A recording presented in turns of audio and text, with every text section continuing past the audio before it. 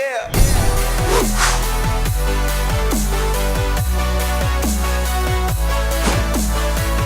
Welcome back to the Gridiron Expert, bringing you some of the best college football news, predictions, and analysis. Every college football season is filled with tons of twists and turns. Things that not even the best analysts can predict or see coming. Teams that come out of nowhere and shock the nation. And then you have your teams that are major letdowns, that had high expectations but fall just short. And we have taken it upon ourselves here at the Gridiron Expert to bring you our top 5 surprising teams of the 2019 season. And then tomorrow, we'll bring you our top 5 disappointing teams of this past 2019 season. We'll kind of highlight what they did this past season and take a brief look forward as to what to expect from them in 2020. And before we begin, keep in mind that these 5 teams up here are not ranked in any order. They are not ranked from the most surprising to the least surprising. It's just our top 5 that we were able to collect. And we'll start here with Baylor, who I think by far could make a case to be the number 1 surprise team of 2019 because nobody saw Baylor being 1 game away from making the college football playoff. And if you did, you're lying to yourself. There was not a single soul out there that saw Baylor going 11-1 in the regular season just 2 years after going 1-11. So it was a fantastic season for Matt Rule down in Waco. His 3rd year at the helm, goes 1-11 in year 1, 7-6 in 2018, and then jumps to 11-1 in 2019, finishing 11-3 on the year, losing to Oklahoma in the Big 12 championship. Had they won that, they would have made the playoff, and then falling to Georgia in the Sugar Bowl. But still, 11-3 in a New Year's Six type of bowl game is nothing to frown about if you are a Bears fan. The one thing that you can frown about, though, is that they lost Matt Rule. Matt Rule leaving just 3 short years in Waco to the NFL to take over for the Carolina Panthers.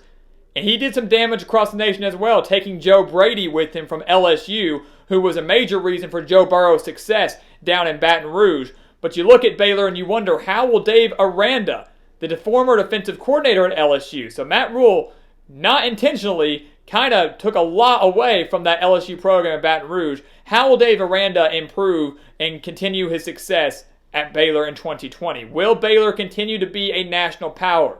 Will Baylor continue to be at the top of the Big 12, or will they take a step back and have a 7 or 8 win year, which once again is nothing to frown about, but nothing nearly as good as this 11-win season they had in 2019. Second, we've got Minnesota, a team that finished 11-2. PJ Fleck rowing that boat once again in the right direction and could be set for an even bigger year in 2020. And that's even harder to believe considering how well they played in 2019. This was a Minnesota team that back in the preseason, many thought could win the Big Ten West. I thought they might be a year away. I thought 2020 might be their year, and it very well could be now, considering what they did this past season.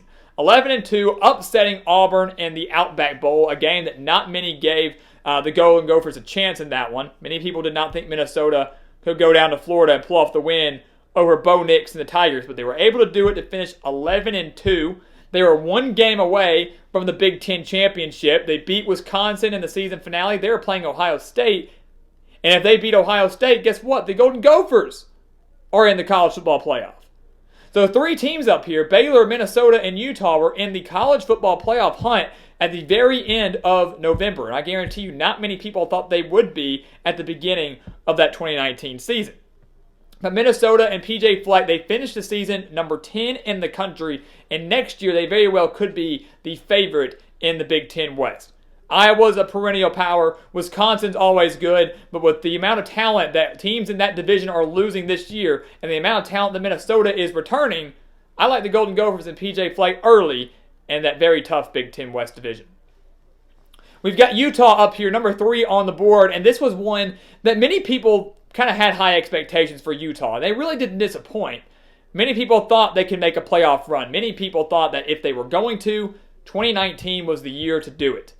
They weren't going to do it in 2018. They're not going to probably do it in 2020. 2019 was the best shot for Kyle Whittingham and his Utes to try to make a run to win the Pac-12 and make the college football playoff.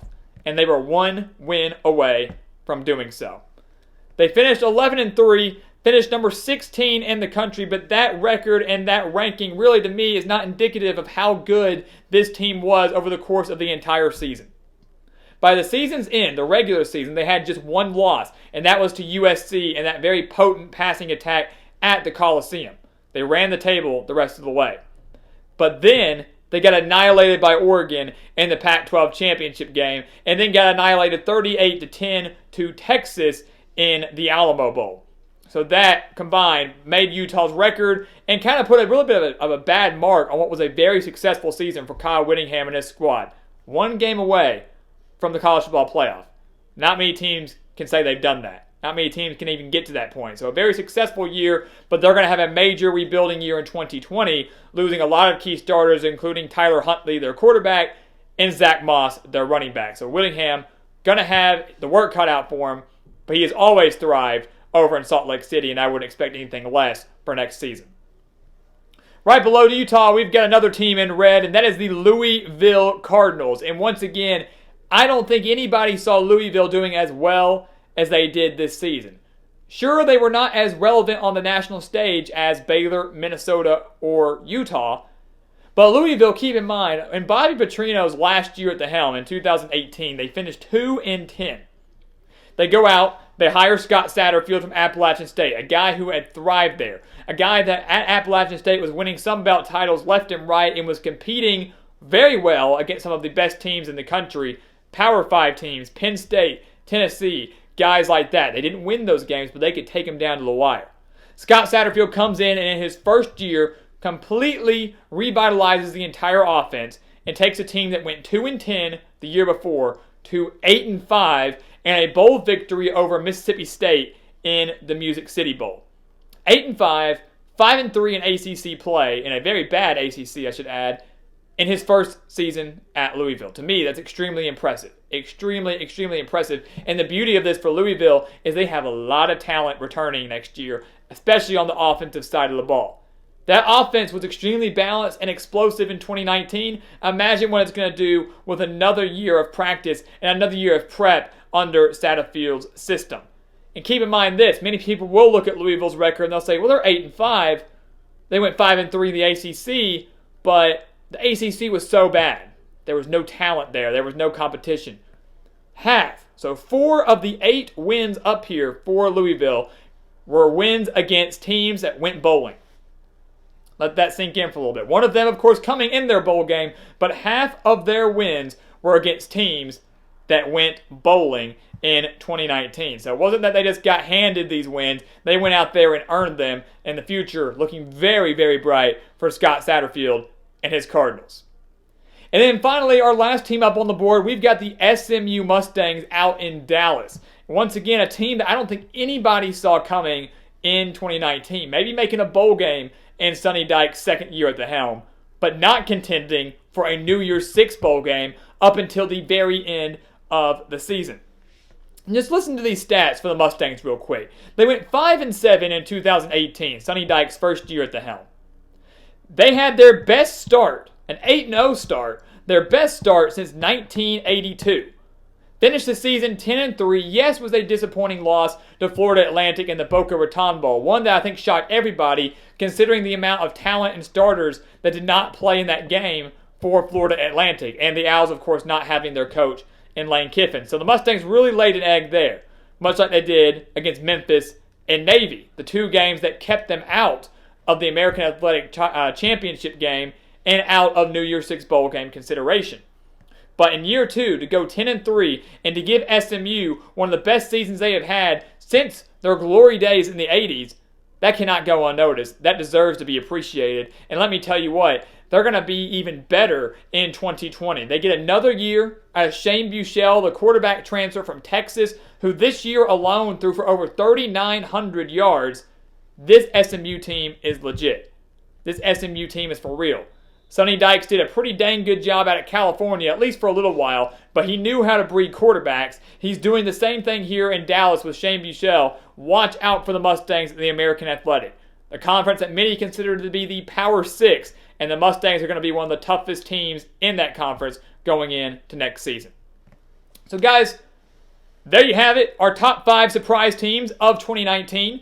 If you don't see your team up here or a team that you think was a better surprise team, leave it down in the comments. We want to hear from you guys. If you don't agree with these top 5, let us know. Who were some of the other biggest surprises in college football? You know our opinions. You know how they did this season. You know what to expect going into 2020, but we also want to hear from you. So leave that down in the comments below. But stay tuned tomorrow as well, as we're going to have to go to a bit of a negative note talking about the top 5 disappointments. And as always, you just better hope your team isn't up there.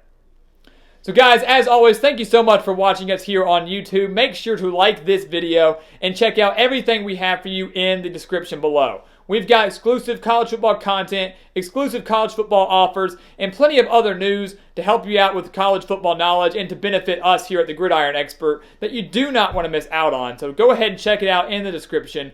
And once again, as always, thank you for watching. Please continue to like, comment, and subscribe. And we will see you next time on the Gridiron Expert.